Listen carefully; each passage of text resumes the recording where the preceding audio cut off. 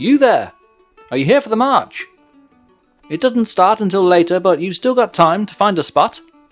The stonecutters are over by the fish stalls, and the iron miners are standing outside of the town hall. It's serious business. Don't think I'm being rude, but which guild are you from? Oh my. Well, the gold miners will be the hardest hit of all. Listen, we must all stand together. I've stuck up flyers all over town. You can't miss them. They've got Lord Bara's face all over them. That won't make him happy. You know, the iron miners have made a deal with the charcoal makers. Perhaps we should come up with one too. After all, I'm the only jewellery maker in town. Oh well, a moustache. I've spotted Mary Baker. If you want to come to the pre-meet, I'll see you in the tavern. I'll catch you later. Bye! This is Foundation, and I am Lord Bara. There are many pressing matters in Capybara. Take this, for example. A villager has pointed out that ravens have been eating my crops. Well, I should put a scarecrow in to stop that from happening. Yes, it's busy work running a town. Honestly, I don't know how I do it. But if you did want to consider helping out and lending a hand, you could pop over to my Patreon and sign up as a guild or a council member. You'll get a bunch of nice things and a special shout out. Plus, you'll be able to find out what's going on behind the scenes in the town. Like this nonsense, for example. There's always somebody meddling in my affairs. I do have one council member. Maybe I should start asking them to help out. Anyway, let's get on with today's business, shall we? Now that this scarecrow's been built, I can press on with what's really bothering me. In the last episode, I left off the town was in a rather sticky predicament when it comes to the economy. And lo and behold, things have not improved since you were last here. It's nothing to laugh at, but that's the most dire that I've seen my books in forever. I did have a scout around and I found the reason. Not that I can really do that much about it, or should I say, I don't want to do that much about it. I basically added in way too much kingdom monument building, and it's essentially tanked my economy. So the only thing I can do at this point now is try to catch up with myself, because there's no way I'm tearing it down. The good thing is, the economy in Foundation is flexible enough to give you a number of ways to go about doing this. In fact, I've had various very kind messages from villagers suggesting how they would go about it. Rebecca Catherine 3802 thinks that it's a supply chain issue. And it's a fair point. There's probably some slack in the production chains that I can sort out. I'm not sure about this one. Can't say. Suggests that I should just cut my losses and reload an earlier save. That, for me, is out of the question, I'm afraid. Can't say. Pigskin 75 is all about the taxes. We'll look into that too. And he's not alone, because Vulgar Trendkill agrees. There's probably something going on with my taxation. So, in a nutshell, this episode is all about sorting out my economy. I'm going to try a range of tactics. We'll see what works and what doesn't. If you see me making any mistakes, please hammer on the keyboard or your phone, however it is you choose to consume this content, and let me know how I'm butchering it even further. Please remember that your engagement is key to the survival of this channel. I'm still learning all about the YouTube stuff, it's all very interesting, but the likes and the comments, they are actually really very important, so please engage. Anyway, come with me and we'll go over into town and begin.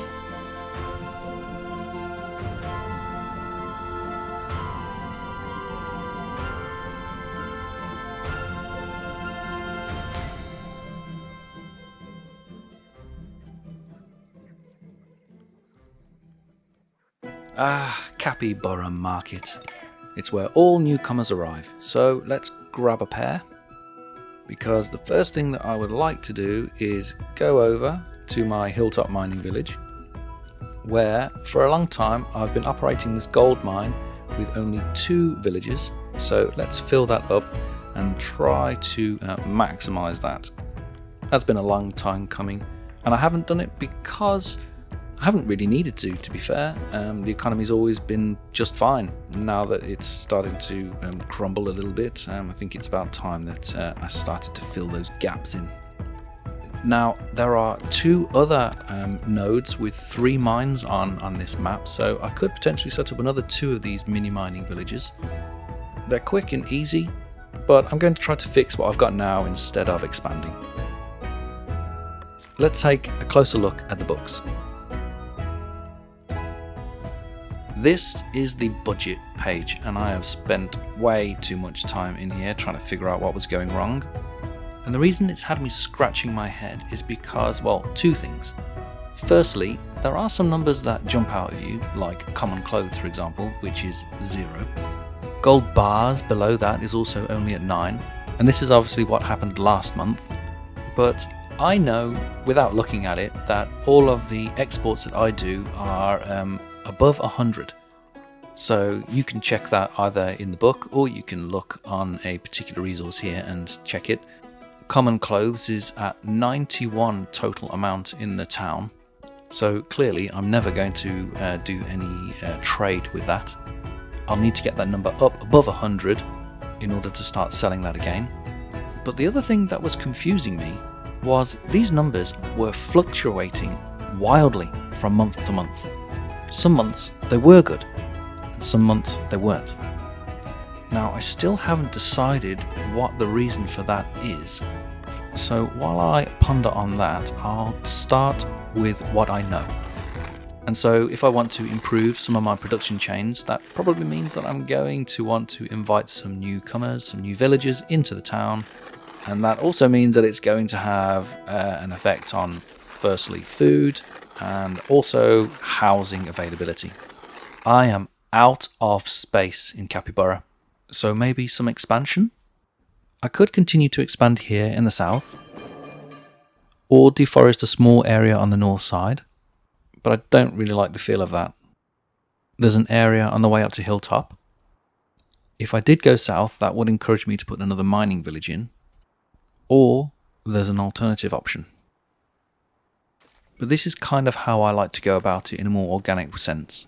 So I employed Libest in the mess hall in the last episode's build, but I was already out of space and I never gave her anywhere to live.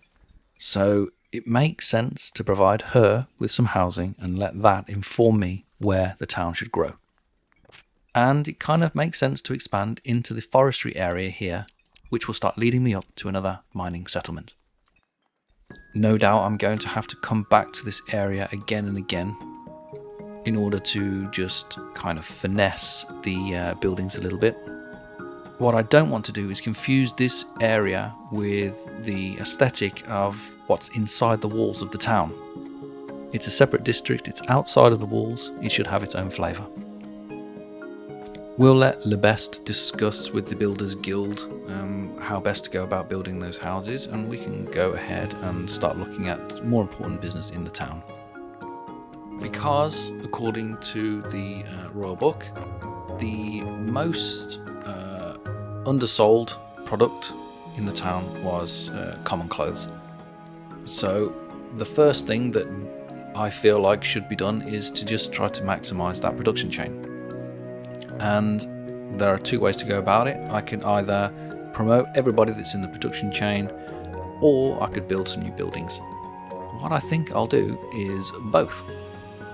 If I'm going to be building some extra houses anyway, I might as well fill them with newcomers to bulk out the production chain. And this is how I go about it. I've dragged out all of the buildings that are associated with the weavers and the tailors. That's all part of the common clothes production chain.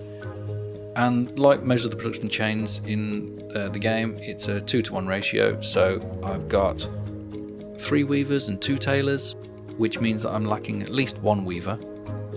It all kind of depends on if the workers are promoted or not.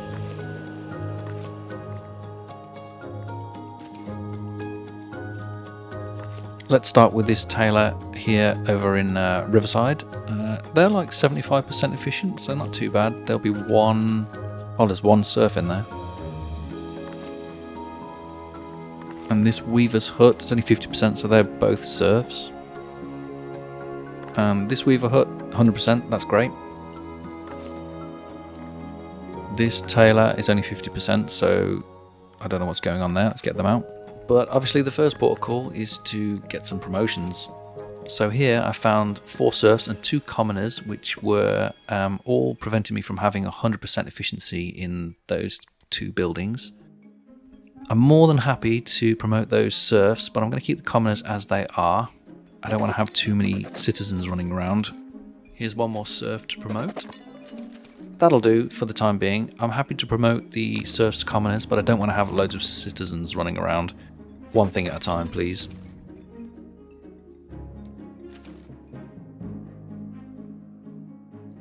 Anyway, promotion's done. Let's get on and start building an additional... I'll put 1 weaver in and I'll put an additional tailor in as well. And this is where it's going to be. This area where a house despawned is going to be the ideal location.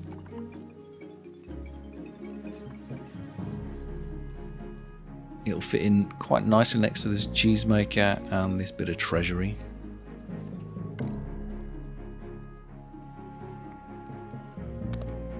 Yeah, I think it's okay. It's a bit more high streety in this area, opposite the church. It also continues that idea that this is the main road and it kind of goes through the middle of town.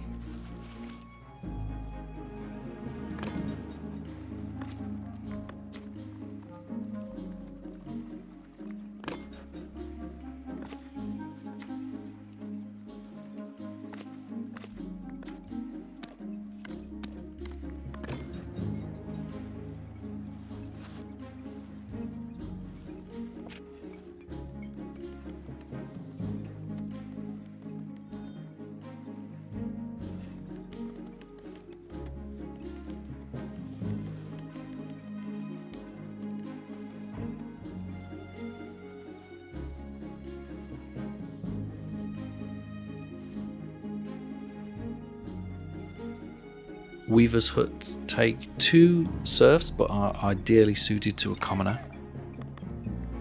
They're not getting promoted, however. I feel like I've probably maxed out the amount of commoner space that is available in the town. Hopefully that improves my cloth situation. Let's move on and build the tailor. This is turning into the production corner, isn't it, next to the church? Way back when, I always imagined that the church didn't have these types of buildings near it or associated next to it. For some reason I felt like it would sully the church. But in reality, I don't think that church really cares.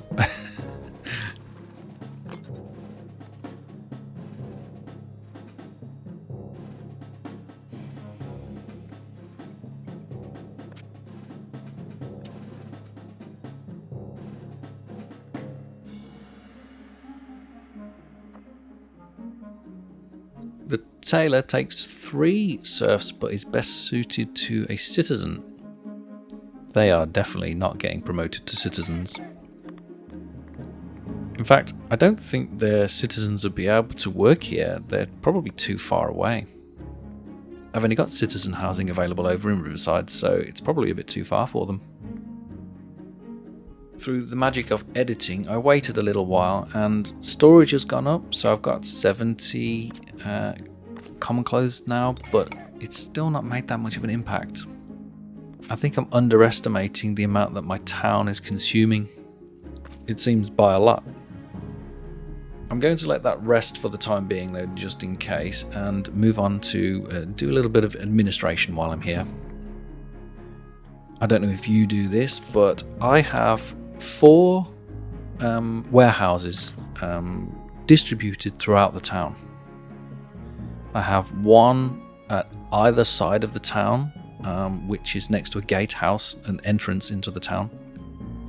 That gives the traders quick access and easy access to the products that they buy and sell. I didn't know what I was going to say then. I've also got 2 warehouses that are in the middle of town, and that's in the industrial district.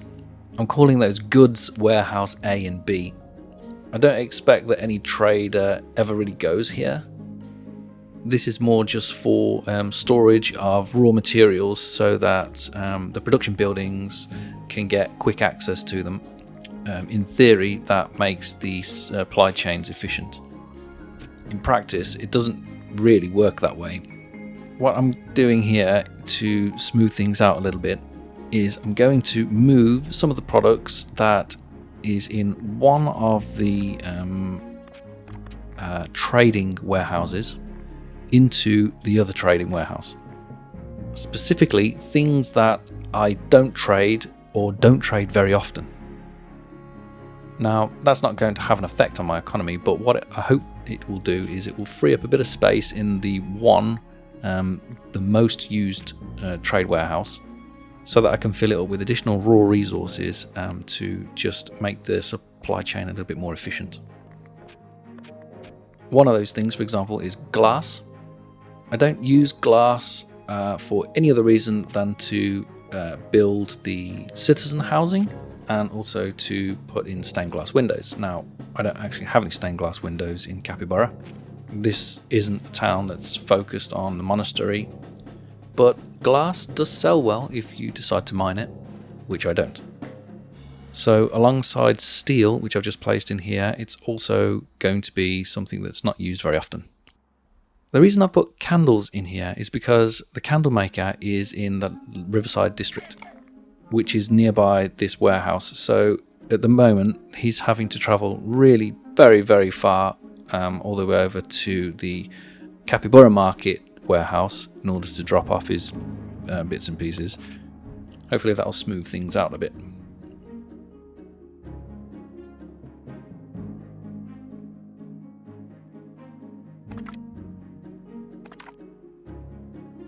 And looking here, common clothes is up 100%, almost 100%, 97. I'm not worried about the cloth. If the common clothes is up, that's good. I've still got loads of wool, so I could add in another weaver. I think there's a similar situation going on with the beer, to be honest. Beer, just in case you were wondering, sells for about the same amount, it's 2 gold, as common clothes. But it's a little bit more complicated a production chain, especially since it creates an undesirable neighbourhood. Another product which also creates undesirable neighbourhoods is planks. But planks is easier for me to produce than beer. So what I think I'll do is I'll increase the amount of planks that I'm producing, because that is also very low. Planks is one of those things that you can easily forget about because you start it right at the very beginning of the game, and if you're like me, you just forget about it.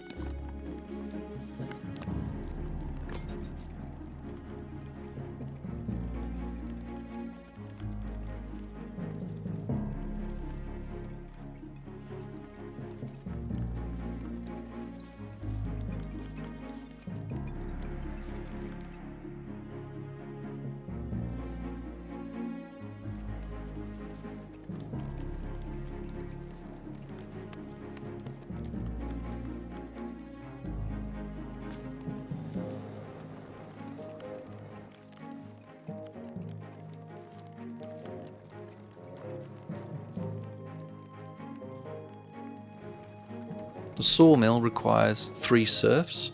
Let's see how many I can get. 2. It'll do for now. I'll pick the extra one up later.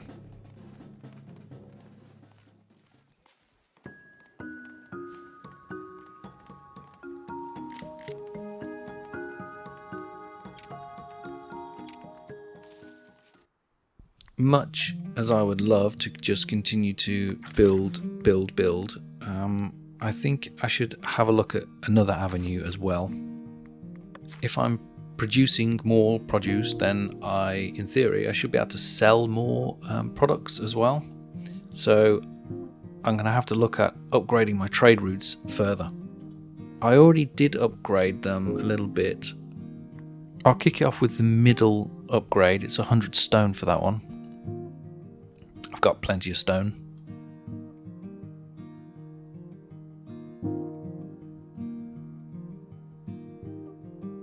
If you've got the bailiff and the emissary and the other guy from the Kingdom Monument, I forget what he's called now, you can do 3 upgrades all at once.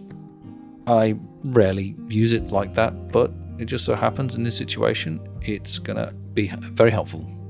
Oh, it's the courtier, that's what he's called, and he can do Castle Harbour again by the looks of it.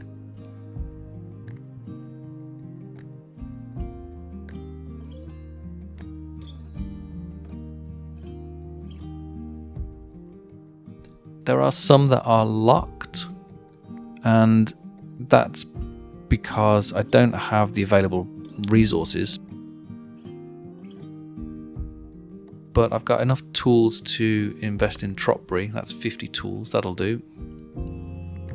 Because Castle Harbour is aligned with the Kingdom estate, that only costs influence as well. It's 25 influence, so you don't even have to spend any products on that.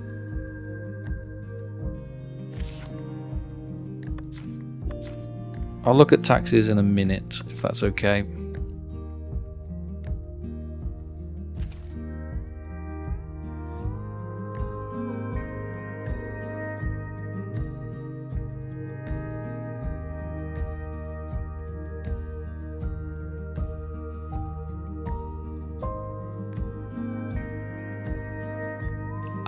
Something else associated with trade routes is in the progress screen, and it's this privilege.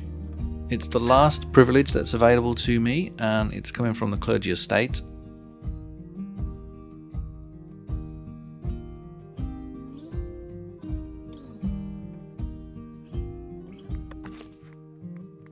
In fairness, I should have done this a long time ago. It's been available for a while, I've just forgot about it. But I've got 3 choices to make. I can unlock a tax, which is the tithe taxes, basically tax on the church. I don't have many churches, so it's kind of wouldn't bring in much. But this trade privilege will give me a 10% bonus to trade with clergy aligned trade routes. Every little helps. I'm just going around the edges trying to like sweep up all of the coins that I can see or think about. I've got quite a lot of buffs here actually now. The only negative ones that I'm getting are coming from taxes, which we will get onto a little later.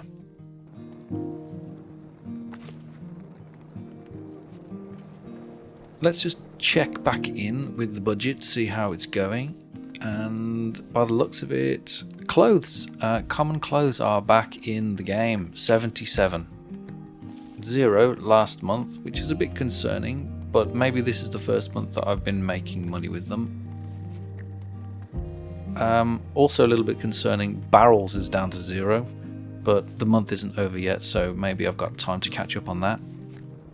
So far I'm only down, or less than 100, like 40-50 gold so far, compared to last month, over 300, so it's going in the right direction. I want to finish off upgrading the Northbury and the Davenport trade route, so I'm going to have to do something about that. Kinstone Abbey, that can go straight away. But if I want to upgrade the Northbury and the Davenport one, I'm going to have to find that resource that they want, and it's bread and planks.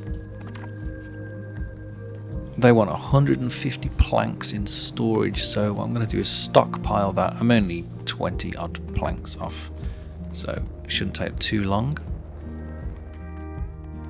I'll do the same with bread as well. I'll stockpile that, and when I've got enough, it'll give me the options to invest.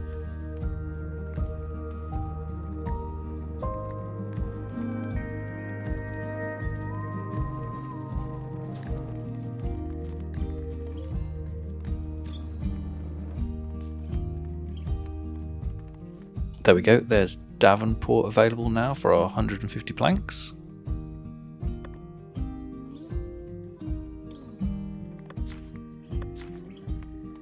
Don't forget to turn off the stockpiling, otherwise everything will stop working.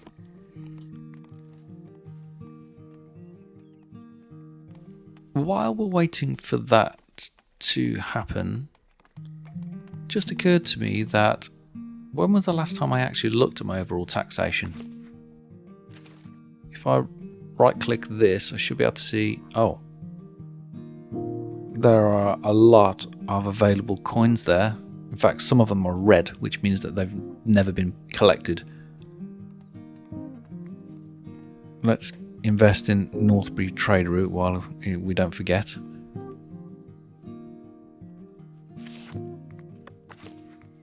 And don't forget to unstockpile. Now I can turn my attention to this huge omission. It seems that I do not have enough tax collectors in the town. Who would have thought? In fact, the town itself isn't overly bad. Perhaps adding 1 or 2 more tax collectors will be more than enough. You're supposed to have them spread out across the town, aren't you? Let's stick a couple of guys in there. That'll probably help. But there are outlying villages now, so what? Okay, Hilltop, that doesn't have a tax collector. Right, I'm going to have to build an office over there, so let's do that. Oh, upgraded trade route. Thank you, very nice.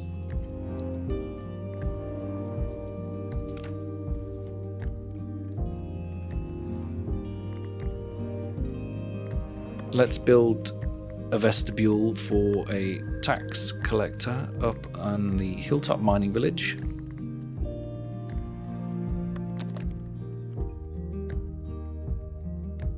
The requirement for the tax collector is that it has a light fortification. Now it can provide that for itself because there's a light fortification building in the manor house. The town itself does have light fortification already, so it's not necessary that I use one of these towers, but I like them, so I'm going to use it anyway. They're kind of magical, aren't they? One would look quite nice, I think, sticking out the side of this rock face.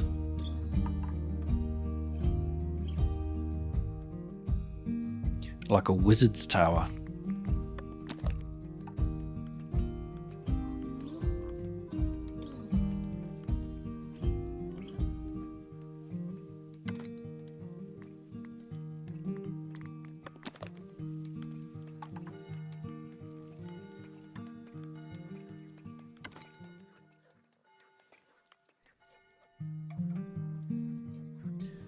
I like it, but it's a bit silly.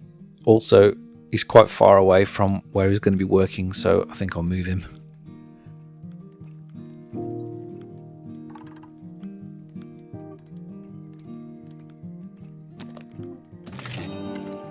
Davenport trade route has been upgraded.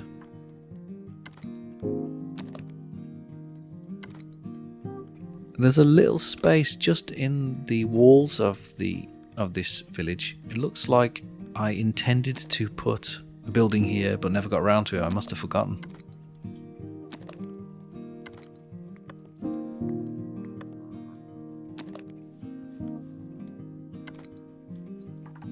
I think what I'll do is I'll attach it to the existing manor house. I'll just put the tall building on, and then that will be more than enough. Only got to get one guy in here, so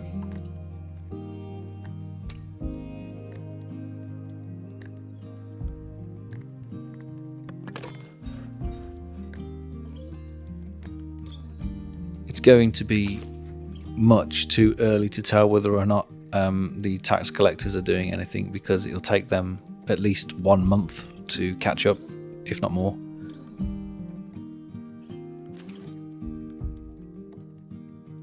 There's definitely a lot of opportunity for revenue here though, so I think this might actually be a big one.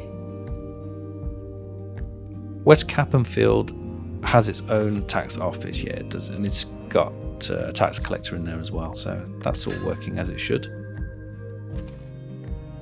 Over on the beaches there's some coins in red. They've never been taxed by the looks of it.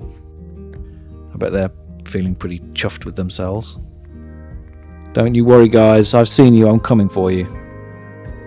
I think if I add some more tax collectors in the town, hopefully they'll make their way down onto the beach as well, and they'll get a surprise visit. Where's my coin? There goes the Northbury trade route. I'm going to need to add another little bit of tax office here in Riverside though, because there's not quite enough space to get another guy employed. Where might this go?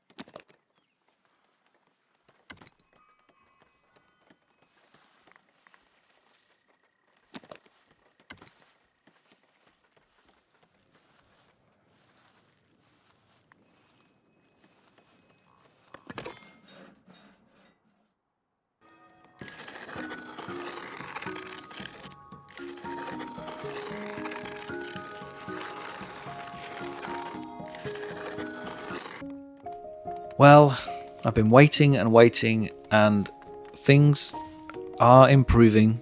They really are. But I'm still not making money. So I've tried improving some of my production chains. I could still do more in that. And I've increased my trade routes.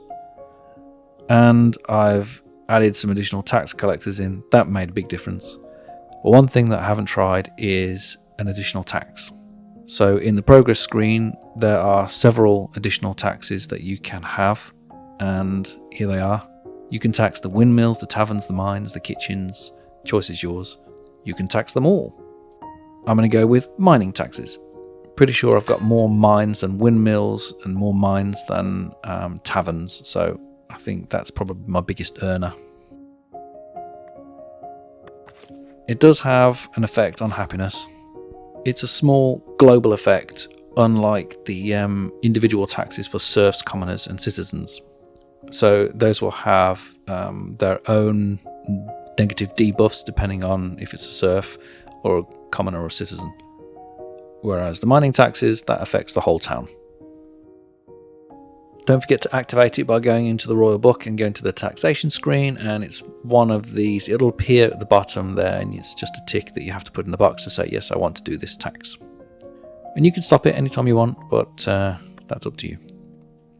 I do try to put off adding those additional taxes in for as long as possible because for some reason, don't ask me why, I like my citizens, I like my commoners and serfs and citizens to be happy.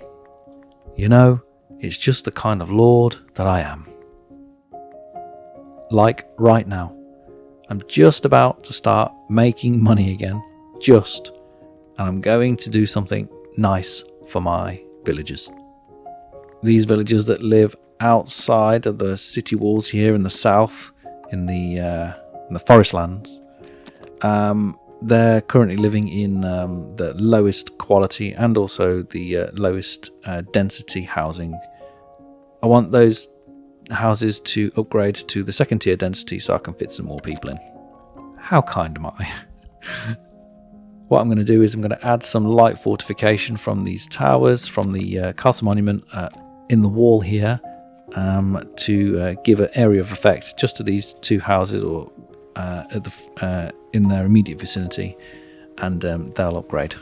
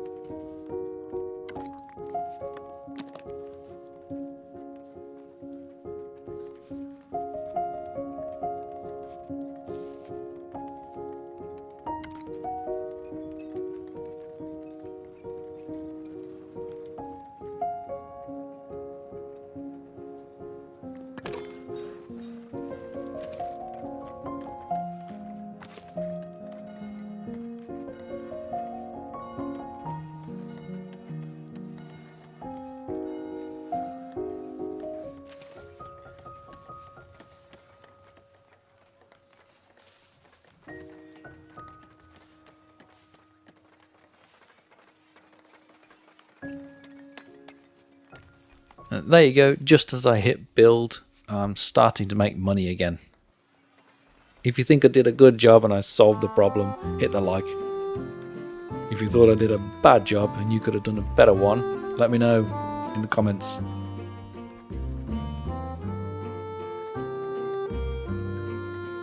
Before I sign off this week, I want to give a shout out to my Patreon subscribers. They're a small and dedicated crack team of supporters who are contributing in a very real way to help me continue to make these videos. I'd like to say thank you to Lord Raimundo and Lady Julie. They've been with me the longest and are dedicated guild members. Thank you. I would also like to give a special thanks and shout out to my very first council member, Mac Yoda, who's gone above and beyond. You have my heartfelt thanks and appreciation for your support. Thank you.